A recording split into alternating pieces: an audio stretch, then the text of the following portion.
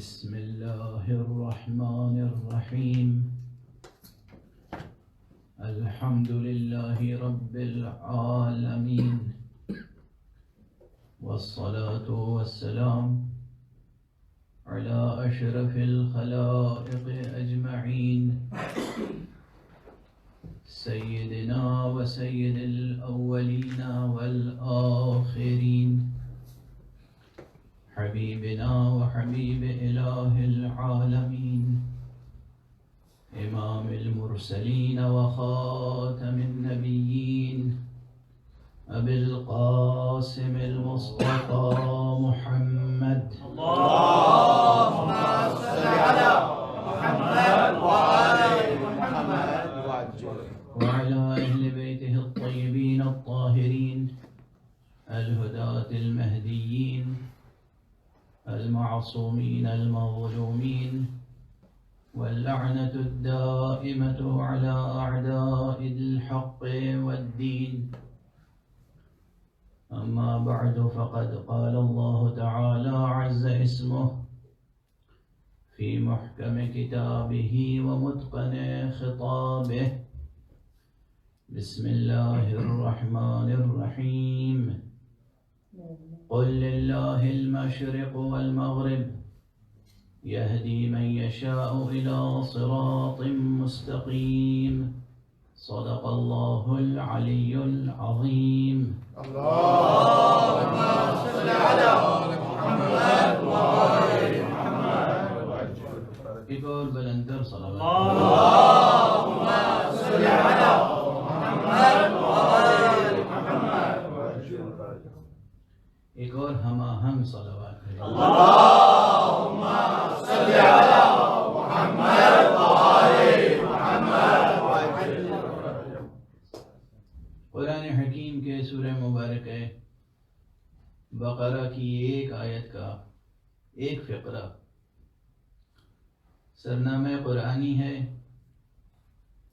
جس میں ارشاد فرمایا گیا ہے: قل، اے نبی کہہ دیجئے، للہ المشرق والمغرب، اللہ ہی کے لیے مشرق بھی ہے، اللہ ہی کے لیے مغرب بھی ہے، ساری سمتیں اسی کے لیے ہیں. یہدی من یشاء الی صراط مستقیم، وہ جس کی چاہتا ہے صراط مستقیم کی طرف ہدایت فرماتا ہے. سب سے پہلے تو اس آیت پر جب نظر پڑتی ہے میری، اور جتنی بار بھی پڑھتا ہوں، دیکھیے یہ قرآن مجید کی خصوصیت ہے، اسے جتنی بار تلاوت کریں اتنی بار نئے معانی، نئے مطالب اور نئی تاثیر محسوس ہوتی ہے، نئی تاثیر محسوس ہوتی ہے.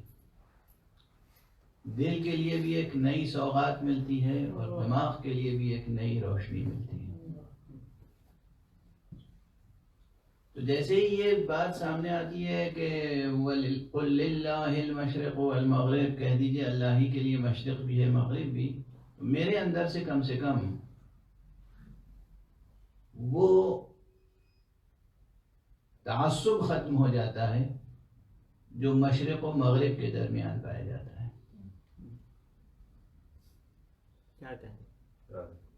ہے نا، ایک عرصے سے ہر چیز میں ایک تعصب ہے،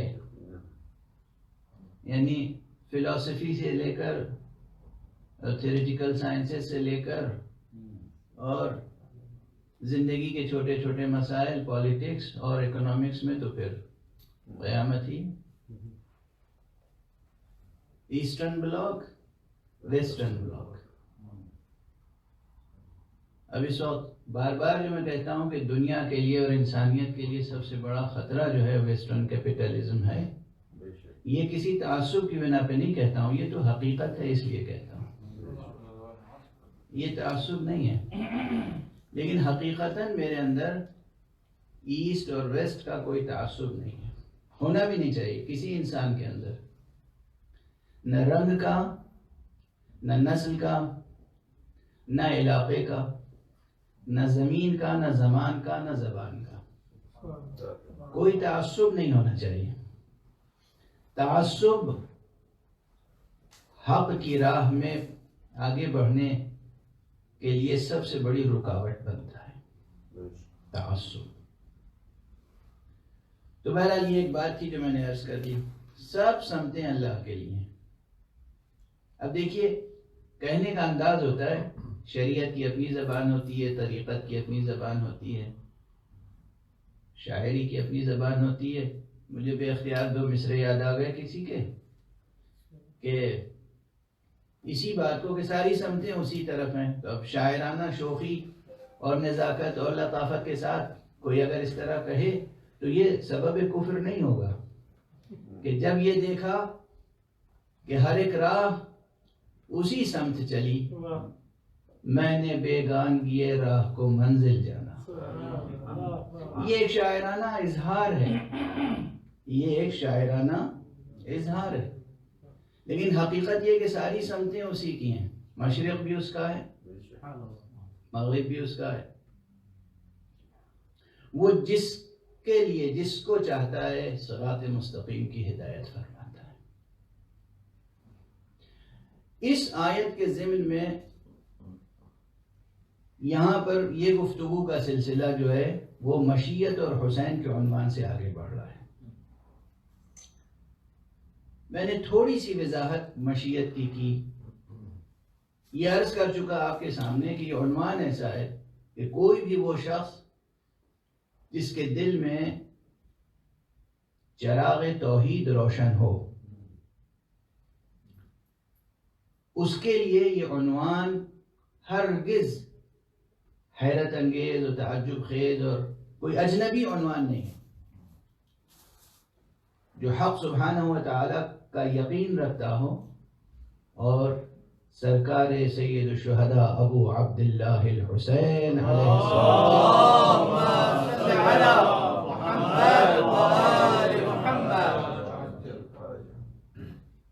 واقف ہو. تھوڑی بہت بھی واقفیت اگر ہے اس کی حسین سے اور اس کے پاس تصور حق بھی ہے تو پھر یہ عنوان اس کے لیے بالکل صاف شفاف عنوان. البتہ اس کی تہداری, اس کے ابعاد اتنے ہیں, اس کے جہاد و جوانب اتنے ہیں, اس موضوع کے ڈائمنشنز اتنے ہیں کہ اس کا احاطہ کوئی نہیں کر سکتا. 10 دن کی تقریروں میں نہیں. یہ تو روایات میں موجود ہے کہ مشیت اور قضا اور قدر کا موضوع وہ ہے کہ جس کے اوپر غور نہ کرو. اب آپ کہیں گے کہ جب روایت میں ہے کہ غور نہ کرو تو پھر آپ غور کرنے پہ مجبور کیوں کر رہے ہیں؟ شاید یہ بھی مشیت کا تقاضا ہے. کبھی کبھی کسی کی چیز کے لیے کہا جاتا ہے نہ کرو مگر مرضی ہوتی ہے کہ کرو. حضرت آدم سے کہا تھا کہ دیکھو اس درخت کا پھل نہ کھانا, مشیت میں تھا کہ کھاؤ اور جاؤ, آگے بڑھو, جرأت دکھاؤ, ہمت دکھاؤ, اس دنیا کو آباد کرو. یا جناب ابراہیم سے کہا گیا تھا کہ آپ ذبح کریں, مشیت میں تھا کہ ذبح نہ ہو. تو یہ مشیت کا موضوع ہے پیچیدہ اور تہدار. ہاں, اتنا نہ ڈوبیں اس موضوع میں کہ اس طرح الجھ جائیں کہ نعوذ باللہ کفر تک پہنچ جائیں. بس وہاں تک آگے بڑھتے رہیں جہاں تک سرمایہ یقین محفوظ رہے. صلوات پڑھ دیجئے ہم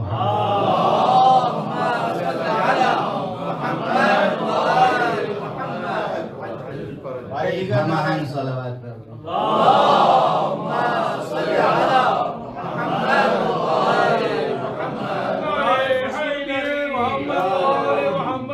بلندتر صلوات.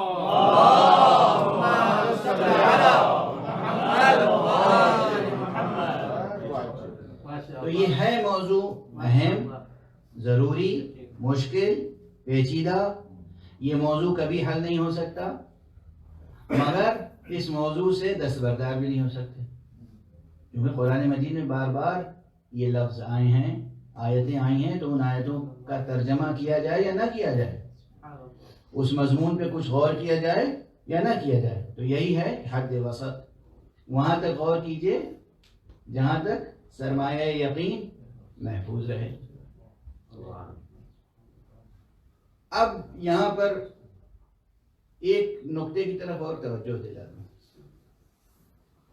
اور اسے مکرر عرض کروں گا, دوبارہ بھی عرض کروں گا ذرا تفصیل سے. یہ یاد رکھیے, قرآن مجید تلاوت کیجئے بسم اللہ سے والناس تک, قرأت کیجئے, تلاوت کیجئے, حفظ کیجئے, تجوید کیجئے, مگر یہ سمجھ کے نہ پڑھیے کہ بسم اللہ سے والناس تک اس کی ایک ایک آیت اور ایک ایک حرف آپ کی سمجھ میں آ جائے گا. جتنا سمجھ میں آ جائے اس پہ عمل کیجئے, جتنا سمجھ میں نہ آئے اس پر یقین کیجئے.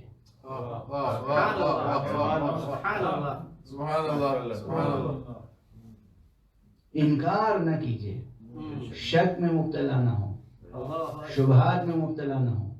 اور یہ پہلے سے مان کے چلیں کہ پورے کلام حق سے ہر فرد مخاطب نہیں ہے. بہت سے مفسرین نے بہت سے مقامات پر ٹھوکر کھائی ہے, اسی لیے انہوں نے چاہا ہر مقام ہم حل کر لیں گے. بھائی آپ کر ہی نہیں سکتے ہیں.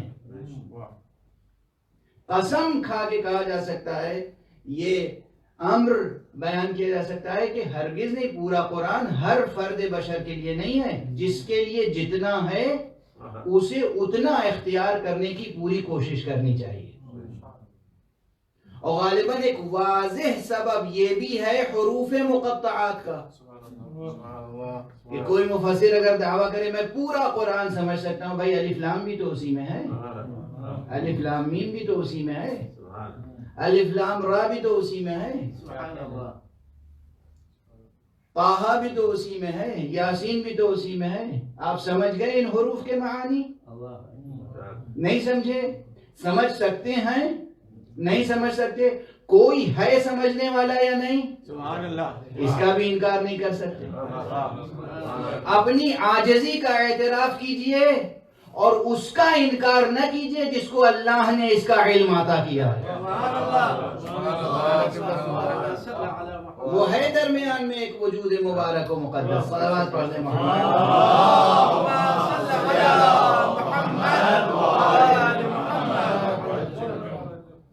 پورا قرآن یہ ہر ایک سے خطاب نہیں ہے.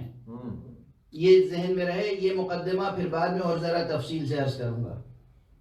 دوسرا مقدمہ جو خاص اس موضوع سے متعلق ہے, اس عنوان سے بار بار میں عرض کر رہا ہوں کہ مشیت اور ارادہ یہ کیا ہے؟ سب سے مقدم کیا چیز ہے؟ علم الہی. اللہ سبحانہ و تعالی کی ذاتی صفت ہے کیا؟ علم. اور وہ بھی کیسی ذاتی صفت ہے؟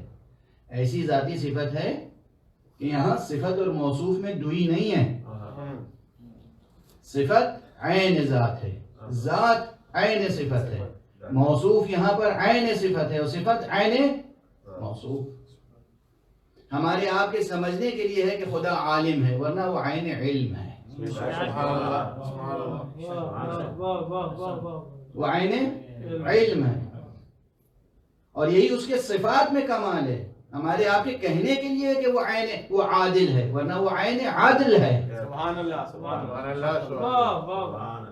وہ عین عادل. تو سب سے مقدم جو چیز ہے وہ علم, علم الہی, علم باری سبحانہ و تعالی, جس کا کوئی احاطہ نہیں کر سکتا, نہ مصطفیٰ نہ مرتضیٰ. یہ ہے وہ منزل جہاں اگر کوئی دعویٰ کرے تو غالی ہے, وہ غالی ہے. یہ غلو کی منزل ہے. وہ کہ ذات الہی کا احاطہ اور احسان اور پورے کل علم الہی کا احاطہ اور احسان کر لیا جناب مصطفیٰ صلی اللہ علیہ وآلہ وسلم نے, یا جناب علی مرتضی علیہ الصلوۃ والسلام نے.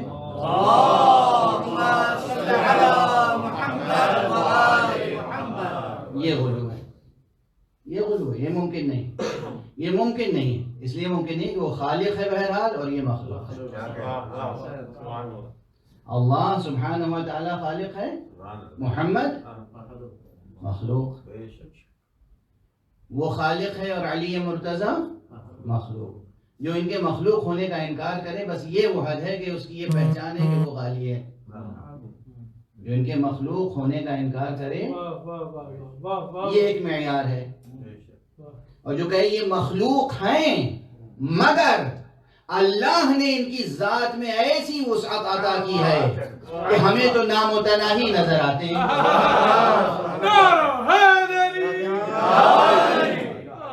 یہ غلو نہیں ہے، یہ نہ غلو ہے نہ کفر. ایک صلوات پڑھ دیجیے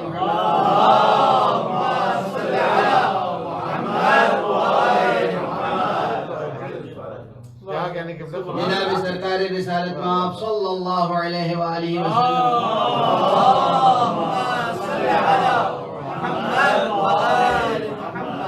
کل علم الہی کا احاطہ نہیں کر سکتے، ممکن نہیں ہے، مگر اس نے ان کو اتنا علم دیا ہے کہ انہوں نے خود کہا میں شہر علم ہوں، اور یہ اتنا بڑا شہر علم ہے جسے کوئی دنیا میں ناپ نہیں سکتا. کوئی اس شہر کا میجرمنٹ نہیں کر سکتا. بھئی دنیا میں جتنے بڑے بڑے شہر ہیں سب کا میجرمنٹ کیا ہے نہیں سائنسدانوں نے. آپ کے اس کرۂ ارض کا کتنا حجم ہے یہ بھی سائنس کی کتابوں میں لکھا ہوا ہے یا نہیں ہے؟ سورج کا حجم بھی لکھا ہوا ہے یا نہیں ہے؟ ہے نا.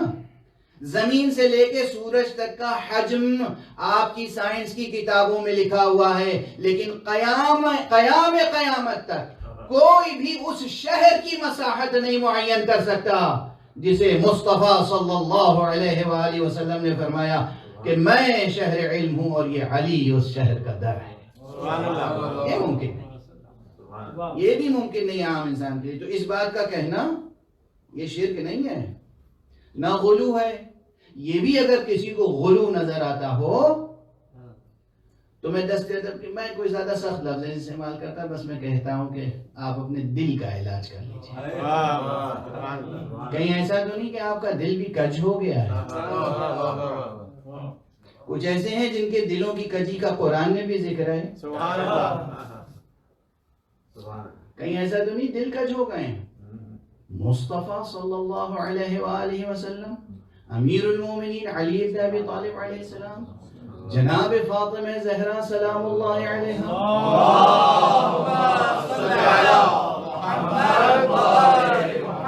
حضرات حسنین اور ان کی ذریت سے ہونے والے معصوم ائمہ اطہار، ان کی شخصیتوں کو عام انسانوں پر قیاس نہ فرمائیں. تو بہرحال ایک ہے علم کی منزل، علم الہی. اس کے بعد آتی ہے، اب بہت سی چیزیں چھوڑ کر کہہ رہا ہوں، اس کے بعد آتی ہے مشیت، اس کے بعد آتا ہے ارادہ، اور اس کے بعد ہے یہ ظاہری اوامر تشریعی، اقیم الصلاۃ، آتوا الزکوٰۃ.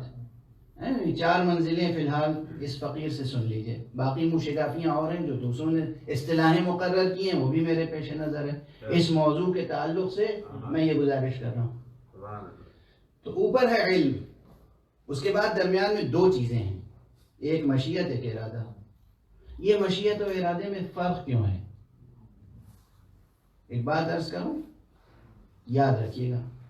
ایک ہے منصوبہ الہی، خدا عالم ہے، قادر ہے، حکیم ہے اور مرید ہے. یہ بحث اس کے اسم مبارک مرید سے بھی جڑی ہوئی ہے. یہ مشیت کی بحث، مشیت اور ارادے کی بحث، حق سبحانہ و تعالیٰ کی صفات میں سے ایک صفت کیا ہے؟ مرید. وہ مرید ہے. جب آپ کہتے ہیں وہ مرید ہے، علم کلام میں کہتے ہیں وہ مرید ہے، تو اس سے مراد کیا ہے؟ ہمارے اور آپ کی طرح وہ ارادہ رکھتا ہے؟ یہ ڈیفینیشن نہیں ہے. حق سبحانہ و تعالیٰ کے صفات میں مرید کا ذکر صرف یہ بتانے کے لیے ہے کہ وہ مختار ہے. وہ مختار ہے، مجبور نہیں ہے. جیسا کہ یہود کہا کرتے تھے کہ ید اللہ مغلولہ، اللہ کے ہاتھ بندھے ہوئے ہیں، یعنی وہ مجبور ہے. اور حق سبحانہ و تعالیٰ نے فرمایا کہ نہیں، ہرگز نہیں، بل یداہ مبسوطتان، اس کے ہاتھ کھلے ہوئے ہیں۔ تو اس سے مراد یہ نہیں ہے کہ واقعاً اس کے دو شانے ہیں، بندھے ہوئے ہیں یا کھلے ہوئے ہیں، نہیں، مراد یہ ہے، وہ کہتے تھے اللہ مجبور ہے، اللہ اعلان کر رہا ہے کہ ہم مجبور نہیں ہیں۔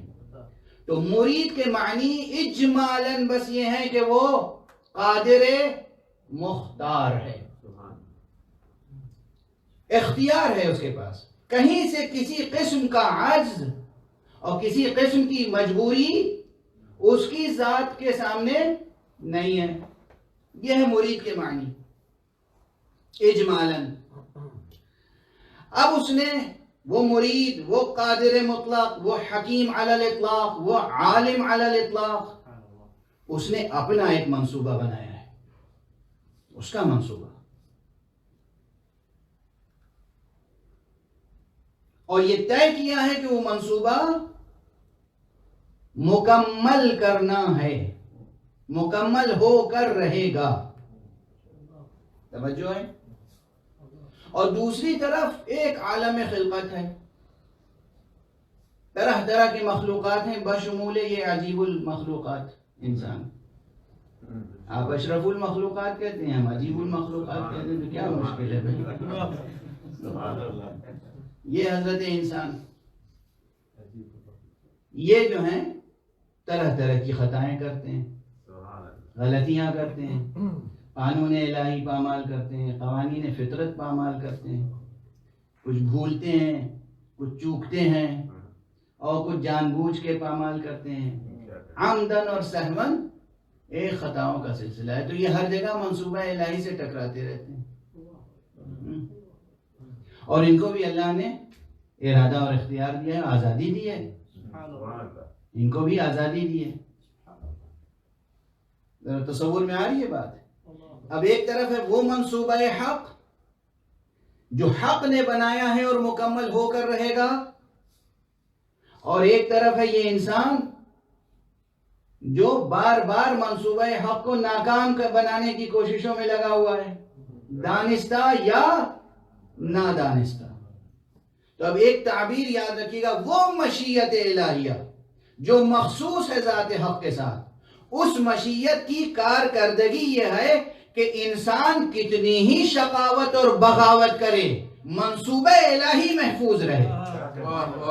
سبحان اللہ، منصوبہ الہی محفوظ رہے، اور ارادے کی بساط اتنی پھیلا دی کہ تم جتنی چاہے بغاوت اور سرکشی کر لو، کبھی تمہارے دل میں کوئی حوصلہ نہ رہ جائے کہ اور موقع ملتا تو اور یہ ہم کر کے دکھاتے۔ بسم اللہ، جتنی سرکشی کرنا ہو کر لیں، مگر یاد رکھیں ہم ڈھیلتے ہیں رسی، عاجز نہیں ہیں۔ جب ہم انتقام لیں گے تو وہ انتقام بہت سخت ہوگا، اور تمہاری کسی بھی سرکشی اور بغاوت سے ہمارا منصوبہ ناکام ہونے والا نہیں ہے۔ یہ ہیں دو سطحیں، مشیت اس کے اپنے منصوبے کو محفوظ رکھتی ہے اور نافذ کرتی ہے، نافذ کرتی ہے۔ یہ نفاذ کے اس کی اپنی حکمتیں، اس کے اپنے طریقے، اس کے اپنے انداز ہیں۔ انسان کو جو کرنا چاہے، نیکیاں اس کی آزادی ہے، برائی کرنا چاہے اس کی آزادی ہے۔ ڈھیلتا رہتا ہے رسی، ظالم کی رسی دراز ہے۔ اور اس کی مثالیں کہ جہاں مشیت اپنا کام کرتی ہے اور انسانی سرکشی اپنا کام کرتی ہے، مثالیں قرآن مجید میں بہت سی مثالیں ہیں، تاریخ میں بہت سی مثالیں ہیں۔ انسان جب سرکشی کرتا ہے تو نمرود بنتا ہے، نمرود کی سرکشی آگ جلاتی ہے، منجنیق بناتی ہے۔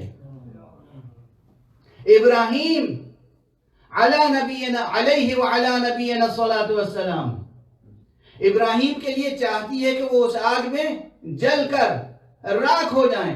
اللہ کی مشیت اپنے منصوبے کو جب مکمل کرتی ہے تو انسان، سرکش انسان کی بھڑکائی ہوئی آگ، جلائی ہوئی آگ گل و گلزار بن جاتی ہے، ابراہیم محفوظ رہ جاتے ہیں۔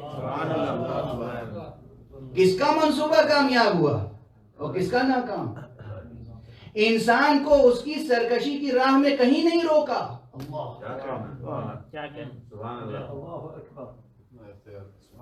انسان کو کتنا اختیار دیا حق نے. اب سمجھ میں آ رہی اس بحث کی افادیت؟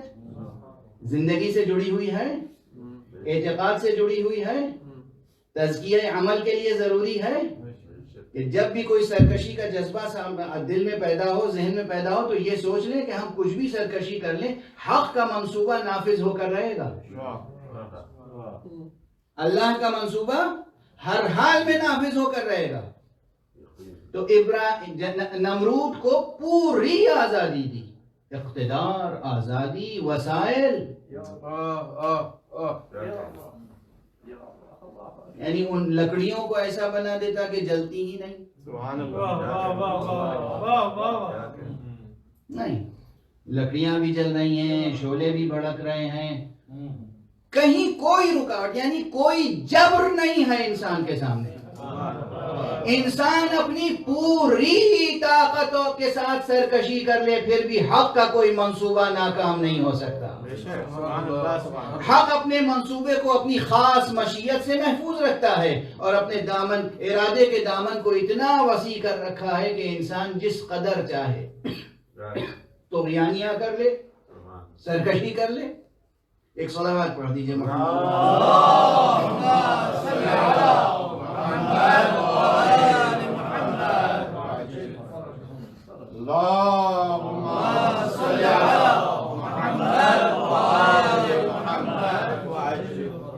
انشاءاللہ. آپ حضرات اس فقیر کے لیے دعا ضرور فرمائیں گے، اس لیے کہ مجھے محرم سے قبل، آغاز سے قبل تو مجھے امید ہی نہیں تھی کہ میں ایک مجلس بھی پڑھ سکوں گا. اب وہ کس طریقے سے پڑھ رہا ہوں وہ تو میں ہی جانتا ہوں، لیکن پھر بھی پڑھ رہا ہوں، اور شاید بہت سے حضرات کو اندازہ ہی نہیں ہوتا کہ کوئی مشکل بھی ہوگی، لیکن الحمدللہ کہ مجلسیں ہو رہی ہیں. پروردگار قبول فرمائے. ایک صلوات پڑھ دیجئے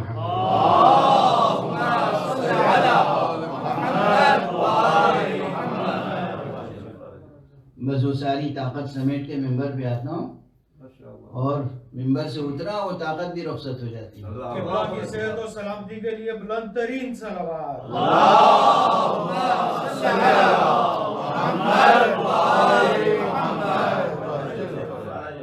گویا میرا ضعیف ارادہ جو ہے وہ 24 گھنٹے ساتھ رہتا ہے، یہ اللہ کی خاص مشیت ہے جو ممبر پہ ساتھ رہتا ہے. سلامات پڑھ دیجیے محمد.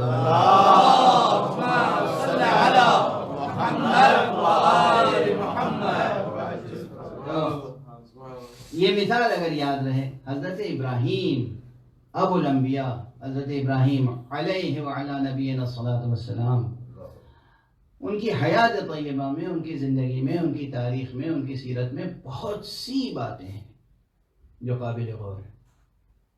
من جملہ ان کے یہی ایک واقعہ کہ نمرود نے آگ روشن کی، اور وہ آگ جو تھی وہ حق سبحانہ و تعالیٰ کے اس ارشاد سے یا نار کونی برداً و سلاما، وہ گل و گلزار ہو گئی. یہ غیر معمولی واقعہ ہے، لیکن عقل انسانی کے لیے، ذہن انسانی کے لیے، انسانی فکر کے لیے رہنما ہے.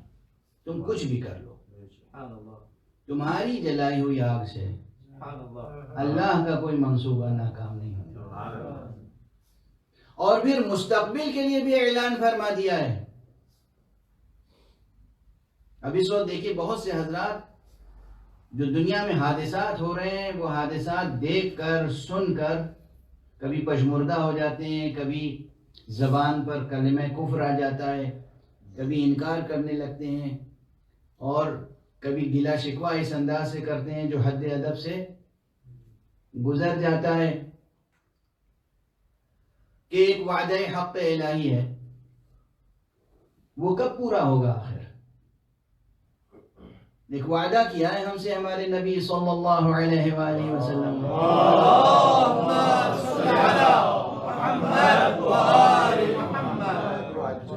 ایک وعدہ کیا ہے کہ اس کی زمین پر عدل و انصاف کی حکومت قائم ہوگی، اس روئے زمین سے ظلم اور ناانصافی کا خاتمہ ہوگا. قیامت میں ایک دن بھی باقی رہے گا تب بھی یہ ہو کر رہے گا. اور وہ آنے والا حضور کا ارشاد کیا ہے کہ میری ذریت سے ہوگا. اب بہت سے حضرات شکوک و شبہات میں مبتلا ہیں. اتنا زمانہ گزر گیا, اتنے حادثے ہو رہے ہیں, اتنی قیامتیں آ رہی ہیں. دنیا والوں نے ایٹم بم کا تجربہ بھی کر لیا. ہیروشیما اور ناگاساکی پہ کیا قیامتیں گزر گئیں. اب دنیا میں کیا ہو رہا ہے؟ کتنے برسوں سے یمن میں بمباریاں ہو رہی ہیں. کتنے دنوں سے دنیا کے مختلف علاقوں میں انسان, سرکش انسان, فاسق انسان, کافر انسان, مشرک انسان, خدا کا ناشکرہ انسان, باغی اور سرکش انسان, طاغوت اپنی سرکشی دکھا رہا ہے. تو کب آئیں گے آخر؟ اس طرح انسان ان تمام حالات میں گلا شکوہ کرتا ہے جو خلاف ادب ہو جاتا ہے. میں پھر عرض کرتا ہوں کہ مشیت حق منصوبہ حق کو مکمل کر کے رہے گی. یہ جو ڈھیل دی جا رہی ہے صرف اس لیے کہ انسان جتنے حوصلے نکالنا چاہے نکال لے, پھر وہ معجزہ ہو کر رہے گا کہ اس کی بھڑکائی ہوئی آگ گل و گلزار بنے گی. اور امامت ابراہیمی کا آخری وارث اس زمین کو گل و گلزار, جنت اور بہشت بنا کر. صلوات پڑھ دیجئے.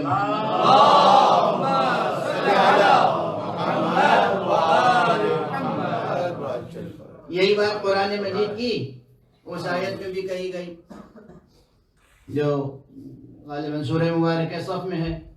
یریدون لیطفئوا نور اللہ بافواہہم واللہ متم نورہ ولو کرہ الکافرون. دوسرے مقام پر مشرکون بھی ہے, غالباً سورہ صف میں کافرون ہے. تو دو مقامات پر یہ اعلان ہوا کہ لوگ یہ چاہتے ہیں, یریدون لیطفئوا نور اللہ بافواہہم, لوگ یہ چاہتے ہیں کہ اللہ کا نور اپنی پھونکوں سے بجھا دیں. وہ شمع ہدایت اپنی پھونکوں سے بجھا دیں. واللہ متم نورہ, اور اللہ اپنے نور کو تمام و کمال درجے تک پہنچا کر رہے گا, چاہے کافر کتنی ہی کراہت کیوں نہ رکھتے ہوں. اور ہمارے آپ کتنی ہی مزاحمت ہو کفر کی طرف سے, کتنی ہی مزاحمت ہو فسق کی طرف سے, کتنی ہی مزاحمت ہو آج کی مغربی سرمایہ داری کی طرف سے, کتنی ہی مزاحمت ہو دنیا کی سپر پاورز کی طرف سے, کتنی ہی مزاحمت ہو دنیا کے تمام سرکش مل کر, ایک نمرود نہیں, جتنے نمرود ممکن ہیں نسل قابیل میں پیدا ہونے والے,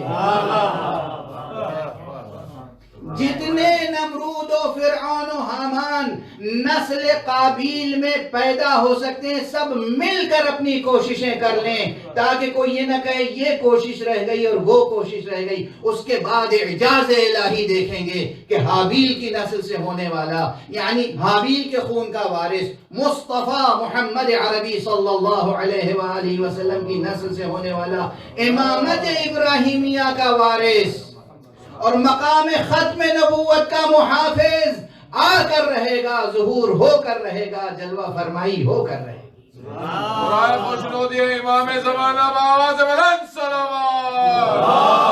اللہم صلی علی محمد وآل محمد. یہ ممکن نہیں ہے کہ اس کا منصوبہ ناکام ہو جائے. یہی ہے مشیت اور ارادے کا فاصلہ. اس کی مشیت نافذ ہو کر رہے گی, اس کا منصوبہ, اس کی مشیت مکمل کر کے رہے گی.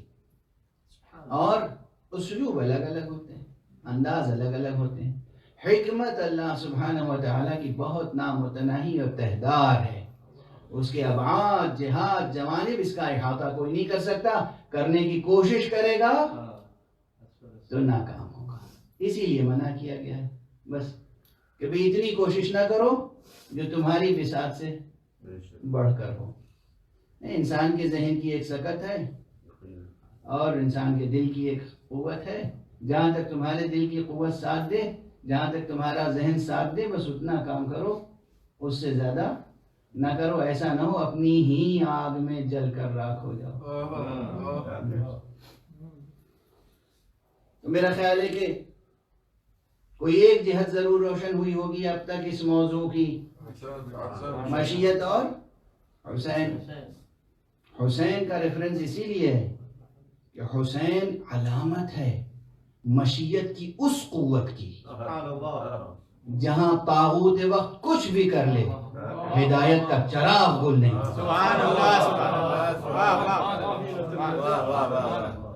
کچھ بھی کر لے، کچھ بھی کر لے، کچھ بھی کر لے۔ یہاں پر ٹھہر کر دو ایک باتیں عرض کروں، چونکہ ماہ محرم ہے، اور اب یہ تو ہم جس سطح سے گفتگو کر رہے ہیں تو بعض جو اہل ذوق ہیں وہ تو سمجھ رہے ہیں، لیکن سامعین کی تعداد جو ہے وہ چونکہ بہت زیادہ ہے، ہر سطح کے لوگ سن رہے ہیں، تو ہو سکتا ہے بعض حضرات کے لیے بہت سے مضامین اور اشارے نامفہوم ہوں۔ حسین کون ہے؟ ابو عبداللہ الحسین، سرکار سید الشہداء، فاطمہ کے بیٹے، علی ابن ابی طالب کے فرزند، رسول اللہ کے نواسے۔ لیکن کون نواسے؟ رسول اللہ صلی اللہ علیہ وسلم۔ اب یہ عام ریفرنسز ہیں، سب کو یاد ہیں، لیکن پھر یاد دہانی کرانی پڑتی ہے کہ جس نے بھی کلمہ لا الہ الا اللہ دل و جان سے قبول کیا ہے، اور جس نے بھی محمد رسول اللہ اس حقیقت کو دل و جان سے قبول کیا ہے اور گواہی دیتا ہے صبح و شام 5 وقت کی نمازوں میں، اشہد ان لا الہ الا اللہ وحدہ لا شریک لہ واشہد ان محمدا عبدہ ورسولہ، اللہم صل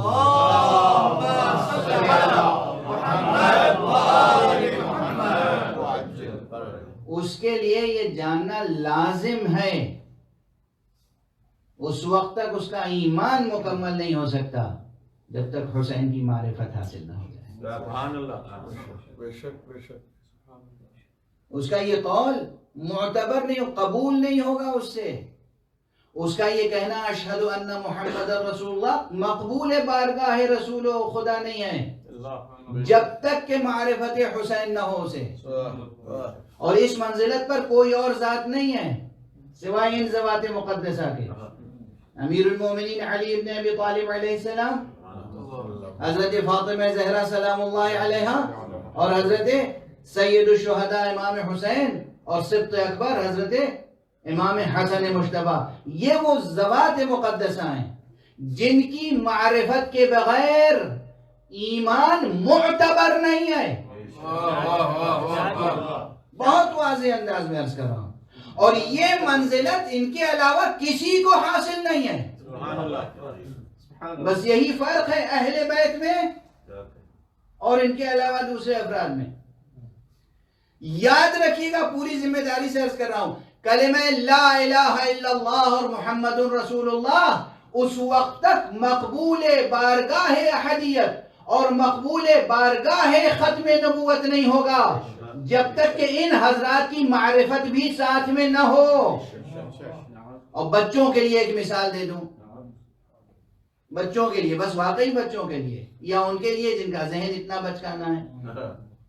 کوئی دستاویز ہو آپ کے پاس، اس دستاویز کے نیچے مہریں لگی ہوتی ہیں، اور اہم دستاویز ہوتی ہے کوئی تو اس کے نیچے زیادہ مہریں ہوتی ہیں۔ اچھا، اس مہر کے حصے کو پھاڑ کے الگ کر دیں اور وہ دستاویز لے جائیں کسی کے پاس، اب اس کا کوئی اعتبار ہے؟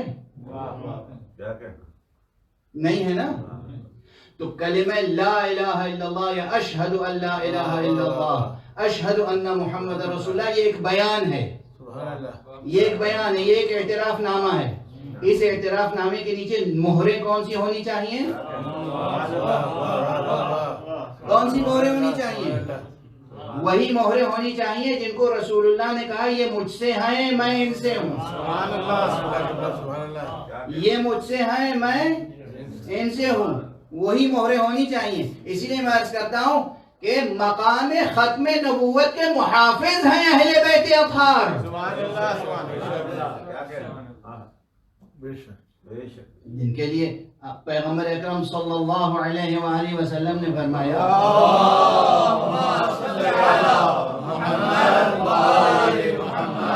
اے علی تمہاری منزلت مجھ سے وہی ہے کہ جو ہارون کی منزلت موسیٰ سے تھی الا انہ لا نبی بعدی، لیکن یہ ہے کہ میرے بعد کوئی نبی نہیں ہوگا۔ تو خود ذات گرامی مرتضیٰ مہر ختم نبوت ہے۔ یہ جملہ میں کہہ چکا ہوں پہلے بھی، پھر عرض کر رہا ہوں۔ لوگ مہر نبوت کی باتیں کرتے ہیں۔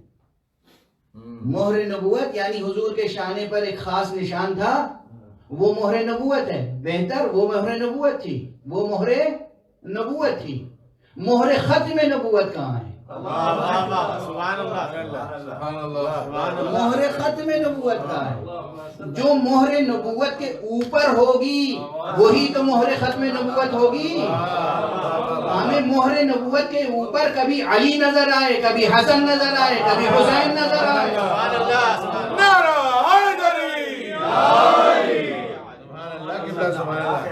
یہ خطیبانہ اسلوب ہے، لیکن حقیقتیں تو یہی ہیں۔ صحن حرم میں خانہ کعبہ کی چھت پر بت رکھے ہوئے تھے۔ بتوں کو توڑنے کے لیے رسول اللہ نے کہا یا علی آ جاؤ، ان بتوں کو بھی توڑنا ہے۔ کہا کیسے ٹوٹیں گے، یہ تو بہت اونچے ہیں۔ حضرت علی علیہ السلام نے فرمایا کہ یا رسول اللہ میں بیٹھ جاتا ہوں، آپ اپنے قدم میرے شانے پر رکھ لیجئے۔ جب رسول نے قدم علی کے شانے پہ رکھا، یہ ہے حفظ مراتب کا تقاضا، اور وہ حقیقت میں عظمت کا تقاضا۔ رسول کی عظمت، رسول کا وزن، رسول کا وقار۔ جب آپ نے قدم رکھا، کہا علی اٹھا سکتے ہو؟ کہا یا رسول اللہ ہرگز نہیں، مجھ سے آپ کا وزن نہیں اٹھ سکتا۔ کہا اچھا ٹھیک ہے، اب میں بیٹھ جاتا ہوں، تم میرے شانے پر کھڑے ہو جاؤ۔ اب جو رسول کے شانے پر علی کھڑے ہوئے تو مجھے یہ بتا دو علی کے پاؤں تھے کہاں؟ بھئی جہاں مہر نبوت تھی وہیں تو تھے قدم علی کے۔ اور یہ علی ابن ابی طالب کا ارشاد ہے، اعلان تاریخی واقعہ ہے۔ فرمایا میں اس دن اتنا بلند اپنے کو محسوس کر رہا تھا، اتنا بلند محسوس کر رہا تھا۔ اور واقعی یہ معجزہ، یہ معجزہ ہے، یہ معجزہ ہے۔ آج بھی جا کے دیکھیے خانہ کعبہ کی چھت کی بلندی کتنی ہے۔ کیا دو انسان پہنچ سکتے ہیں چھت تک؟ نہیں پہنچ سکتے نا۔ تو تھا تو معجزہ، پھر بھی ظاہری اسباب بھی تھے، معجزہ بھی تھا۔ ظاہری اسباب بھی تھے، معجزہ کا معجزہ تھا، اور تاریخی واقعے کا تاریخی واقعہ تھا۔ اب یہاں پر ٹھہر کے ایک جملہ کہہ دوں، یہ پھر مکرر عرض کروں گا، معجزات کا انکار کبھی نہ کیجیے گا، لیکن ایک بات یاد رکھیے، نوٹ کر لیجیے اسے۔ اسلام، جوانان عزیز، ذہانتوں کو خطاب کر رہا ہوں، جوانان عزیز، جوان ذہانتیں یاد رکھیں، نوٹ کریں، کوٹ کریں، نقل کریں اس فقیر کی یہ بات۔ 21ویں صدی میں گفتگو ہو رہی ہے، نقل کریں یہ بات، محفوظ رکھیں یہ بات۔ اسلام کے لیے یہ کہا جاتا ہے نا کہ تلوار کے زور سے پھیلایا گیا۔ ایک جملہ بس یہاں درمیان میں آ گیا ذہن میں اور زبان پر، تو عرض کر کے آگے بڑھوں، اس کی تفصیل بعد میں عرض کروں گا کسی موقع پر۔ اسلام اس دنیا میں انسانوں کے درمیان نہ تلوار کے زور پر پھیلایا گیا، نہ اسلام اس دنیا میں عام انسانوں میں اعجاز کے زور پر پھیلایا گیا، نہ تلوار کے زور پر اور نہ معجزات دکھا کر پھیلایا گیا۔ اسلام پھیلائے عقل، منطق، علم اور کردار و سیرت کی روشنی۔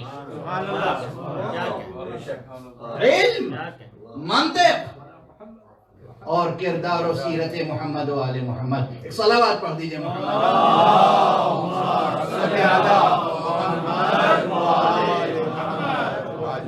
اسلام نہ تلوار سے پھیلا نہ اعجاز سے، یہ نہیں کہ ہر وقت معجزہ دکھا کر قائل کر دیتے تھے لوگ، جیسے اب لوگ چاہتے ہیں، ہر شخص چاہتا ہے اس کے لیے ہر مسئلے میں، ہر قدم پر، ہر سانس پر معجزہ ظاہر ہوتا رہے۔ معجزہ نہیں ہوگا تو بس ہم نہیں مانیں گے۔ معجزہ کیوں نہیں ہوتا؟ تو معجزے دکھا کر اسلام نہیں پھیلایا گیا، تلوار کے زور پر بھی اسلام نہیں پھیلایا گیا. یہ دونوں جملے یاد رکھیے گا. نہ جہاد کا منکر ہوں نہ اعجاز کا. جہاد کا اپنا مقام ہے, اعجاز کا اپنا مقام ہے, لیکن عام انسانوں میں کرۂ ارض پر معاشرہ انسانی میں اسلام نہ تلوار کے زور سے پھیلایا گیا نہ اعجاز کے زور سے پھیلایا گیا. اسلام پھیلا گیا عقل, منطق اور سیرت و کردار محمد والے محمد. یہ 4 فقرے, یہ 2 سطریں محفوظ رکھیے گا. بہت سے مسائل حل ہوتے چلے جائیں گے, لیکن پلٹ کر وہاں پر آ جاؤں کہ حضور علیہ السلام صحن حرم میں ہیں اور علی بن ابی طالب سے کہا اب تم میرے شانے پر آ جاؤ. تو یہ ظاہری اسباب فراہم کرنا ہوا, لیکن پھر بھی اس بلندی تک پہنچنا شان اعجاز سے خالی نہیں ہے. ظاہری اسباب اپنی جگہ اور شان اعجاز اپنی جگہ. بس جیسے ظاہری اسباب و شان اعجاز اس واقعے میں ساتھ ساتھ نظر آ رہے ہیں, ایسے ہی اس دنیا میں ارادہ اور مشیت ساتھ ساتھ آگے بڑھا رہے ہیں. صلوات پڑھ دیجئے محمد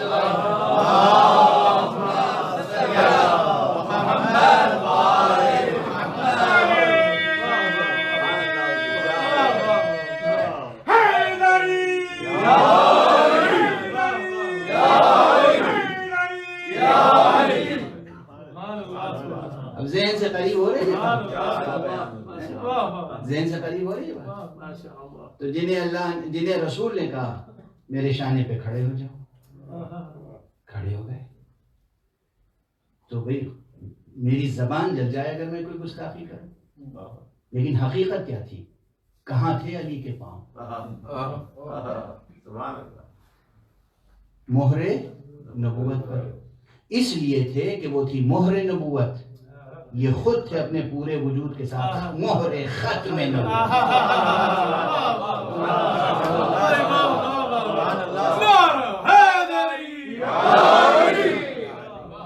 مہر ختم نبوت کے معنی یہ ہے کہ خدا کی قسم اگر مصطفیٰ کو علی, زہرا, حسن اور حسین جیسی مہریں یعنی جیسے محافظین ختم نبوت نہ ملتے تو اس کے بعد نہ جانے دنیا کتنے جھوٹے نبی بنا چکی ہوتی. ایک طرف مصطفیٰ کی نبوت کا انکار ہو رہا ہوتا, دوسری طرف جھوٹے نبیوں کا سلسلہ چل رہا ہوتا. یہ ذوات مقدسہ ایسی ہیں, ان کے رہتے ہوئے نہ کسی جھوٹے نبی کا چراغ جل سکتا ہے نہ نبی مصطفیٰ کا چراغ بجھ سکتا ہے.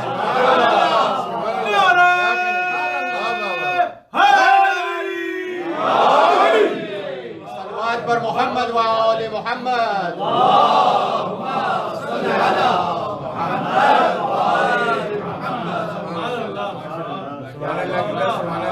اور اسی لیے ان کا تعلق ہے کس سے؟ مشیت سے. قابیل, نمرود, فرعون, حامان, شداد, باغی شام, طاغوت بنی امیہ, یہ سب انسانی سرکشی کی نشانیاں ہیں. حابیل, نوح, ابراہیم, موسیٰ, عیسیٰ, مصطفیٰ, علی, حسن, حسین, یہ مشیت حق کے منارے ہیں.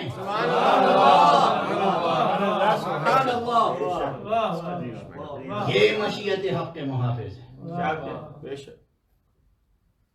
منصوبہ الہی ان سے آگے بڑھ رہا ہے. بس گفتگو روک رہا ہوں یہاں پر. اور پھر یاد رکھیے کہ معجزے دکھا کر نہیں پھیلایا انہوں نے اسلام, انہوں نے صبر اور ایثار اور کردار سے پھیلایا. کردار, اور وہ بھی وہ کردار جس میں شجاعت ہے, لیکن شجاعت سے زیادہ بڑھی ہوئی صفت صبر کی ہے. کیا کیا صبر کے مرقع ہیں تاریخ اسلام میں, کیا کیا ایثار کے مرقع ہیں تاریخ اسلام میں, کیا کیا مشیتیں ہیں. واقعاً حسین کا قتل کیا جانا سرزمین کربلا پر مشیت الہی سے متعلق تھا.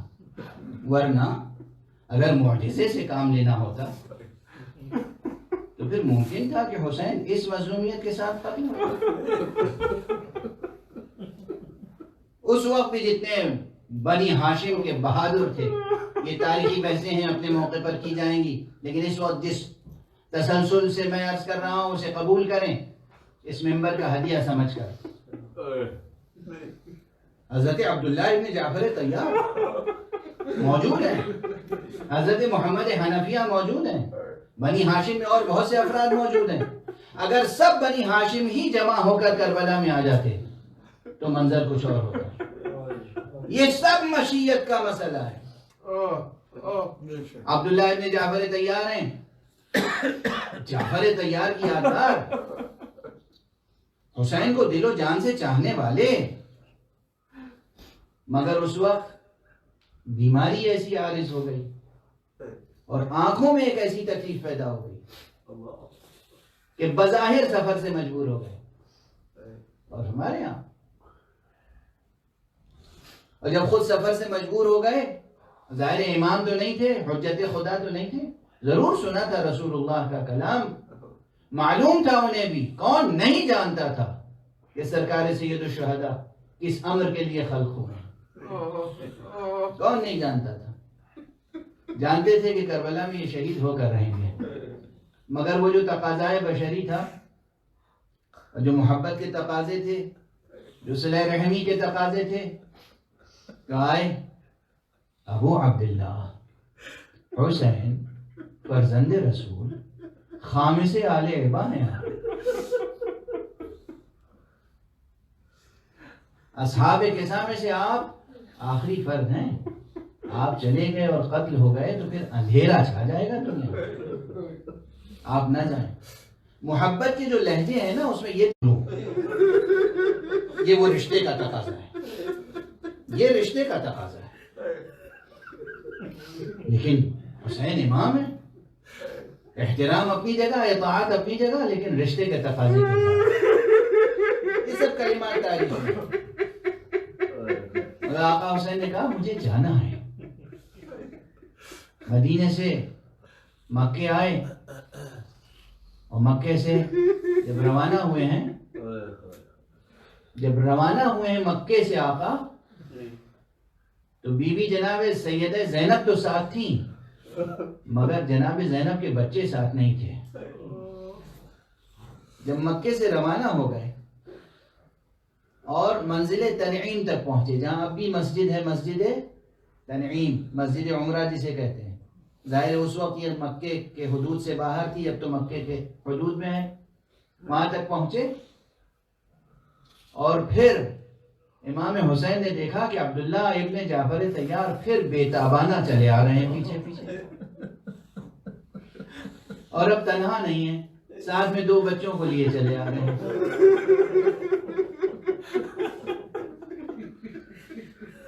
ساتھ میں 2 بچوں،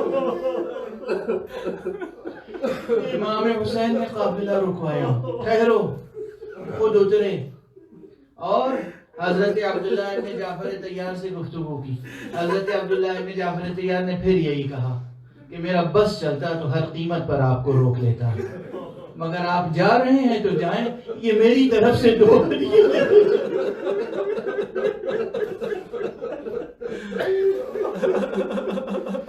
یہ میری طرف سے، میں عاجز ہوں، میری مجبوری ہے، لیکن میں چاہتا ہوں کہ میرا خون بھی آپ کے خون کے ساتھ سرزمین کربلا پر بہے، یہ میری طرف سے لے جائیں۔ آقا حسین سے ملے، بی بی زینب سے ملے اور بچوں کو سپرد کیا، عون اور محمد، یہی عون و محمد ہیں جن کی آج آپ خصوصیت کے ساتھ خاطر کرتے ہیں۔ پروردگار آپ کی عزا کو قبول فرمائے۔ کربلا میں روز عاشورہ آ گیا تو جناب بی بی زینب نے اپنے بچوں سے بار بار پوچھا، ارے سب جا رہے ہیں شہید ہونے کے لیے، تم کیوں نہیں جا رہے ہو؟ بچوں نے کہا مادر گرامی بار بار گئے مگر بابو جان اجازت نہیں دے رہے ہیں۔ یقین فرمائیے ان بچوں کی کیا محبوبیت رہی ہوگی بیویوں کے درمیان، اہل حرم کے درمیان، اہل بیت کے درمیان. کس کے بچے ہیں، کس کی گود کے پالے ہیں، رگوں میں لہو کس کا ہے. ایک طرف جعفر طیار کی یادگار ہے، ایک طرف حیدر کرار کی یادگار ہے. ان کا علم، ان کا ایمان، ان کا کردار، ان کی معصومیت، ان کی شجاعت، ہر چیز معصوم نے گواہی دی ہے. زیارت ناحیہ میں جو معصوم نے زیارت کی ہے اور ان کے لیے سلام کہا ہے، اس میں ان بچوں کی عظمت کردار کا تذکرہ کیا ہے، عظمت علمی کا تذکرہ کیا ہے. جناب عون اور محمد، ہاں ہماری زبان میں بچے کہلاتے ہیں لیکن یہ جوان تھے، نوجوان، نوخیز، قوی، شجاع، بہادر. جب بیوی سے کہا کہ ہم نے کئی بار درخواست کر لی مگر آقا اجازت نہیں دیتے. کب ظاہر ہے کہتے ہیں کہ ایک مرتبہ جناب زینب نے اپنی مادر گرامی کی کنیز فضہ کو بلایا. فضہ ذرا میرا پیغام لے کے بھیا کے قریب جاؤ، بھیا سے کہو زینب آپ سے کوئی خاص بات کرنا چاہتی. فضہ گئیں، آقا حسین خیمے میں تشریف لائے. بہن زینب کیا بات ہے؟ جو بھی گفتگو ہوئی ہوگی لیکن خلاصہ کلام جو ہم اپنی زبان میں ترجمانی کر سکتے ہیں، یقیناً بی بی نے یہی تو کہا ہوگا بھیا سب کی نظریں قبول ہو رہی ہیں، اس بہن کی نظر قبول نہیں ہو رہی. آخر عبداللہ ابن جعفر طیار نے ان بچوں کو کس لیے سمرا کیا تھا؟ میں آخر قیامت میں مادر گرامی کو کیا منہ دکھاؤں گی؟ بھیا ان بچوں کا نذرانہ قبول کر لو، بھیا اجازت دے دو یہ بھی میدان جنگ میں جائیں، یہ بھی داد جہاد دیں، یہ بھی اللہ کی راہ میں قربان ہو جائیں. حسین کی آنکھوں میں یقیناً آنسو آ گئے ہوں گے. حسین نے دونوں بھانجوں کو پیار کیا، سینے سے لپٹایا اور اس کے بعد اجازت دی. دونوں گئے. کہتے ہیں بے پناہ جنگ کی. بعض روایتوں میں یہی ہے کہ دونوں ساتھ ساتھ گئے، بعض روایتوں میں یہ پہلے ایک بھائی گیا بعد میں دوسرا بھائی گیا، لیکن بعد میں دونوں ساتھ ساتھ گئے. دونوں شہزادے، دونوں شہزوار، دونوں بہادر، دونوں باغ حیدر کرار اور جعفر طیار کے دونوں پھول ساتھ ساتھ گئے. لڑتے رہے لڑتے رہے. دشمنوں نے دیکھا اگر یہ دونوں بہادر ساتھ ساتھ لڑتے رہیں گے ہم ان پر غالب نہیں آ سکتے. حلقے بنا لیے. فوج کے ایک حلقے نے ایک بھائی کے گرد حلقہ کر لیا، دوسرے ٹکڑے نے دوسرے بھائی کے گرد حلقہ کیا. اب زیادہ دیر نہ لڑ سکے بچے اور وہاں سے گھوڑے سے زمین پر آتے آتے آواز دی، یا ابا عبداللہ یا ابن رسول اللہ علیک منی السلام. فرزند رسول، امام ہدا، ابو عبداللہ ہمارا آپ پر سلام ہو. ماموں نے بھانجوں کی آواز سنی، تیزی سے میدان کی طرف بڑھے. انا للہ و انا الیہ راجعون. واہ عونا واہ محمدا. جیسے ہی حسین نے کہا واہ عونا ویسے ہی خیام سے آواز بلند ہوئی، واہ جعفرا واہ علیہ واہ محمد.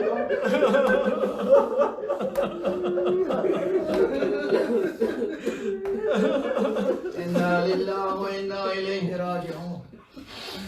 رضا بقضائه وتسلیما لامرہ. پروردگار ہمیں علوم قرآن اور معارف اہل بیت سے آشنا فرما. معبود پروردگار اس روئے زمین کو حسین کے عزاداروں کے پاکیزہ عشق سے پاک کر دے. پروردگار اس روئے زمین کو ایسا بنا دے کہ تیرا ولی آخر اس کو اپنے قدموں سے سرفراز کر سکے. پروردگار معبود ہمارے سروں پر علماء اعلام کا سایہ برقرار ہے. معبود یہ جو حسین علیہ السلام کے سپاہی ہیں، یہ عزادار، پروردگار روئے زمین پر جہاں بھی ہیں انہیں اپنی خاص حفظ و امان میں رکھ اور ان تمام نظاموں کو نیست و نابود فرما دے جو نظام اعضاء سے ٹکرا رہے ہیں. پروردگار معبود وارث خون حسین کو اذن ظہور عطا فرما. اپنے وعدے کو پورا کر مولا اور ولی آخر کو اذن ظہور عطا فرما اور ان کے ہاتھوں سے اپنی رافت و رحمت و عدالت کا پرچم لہرا دے. ماتم حسین.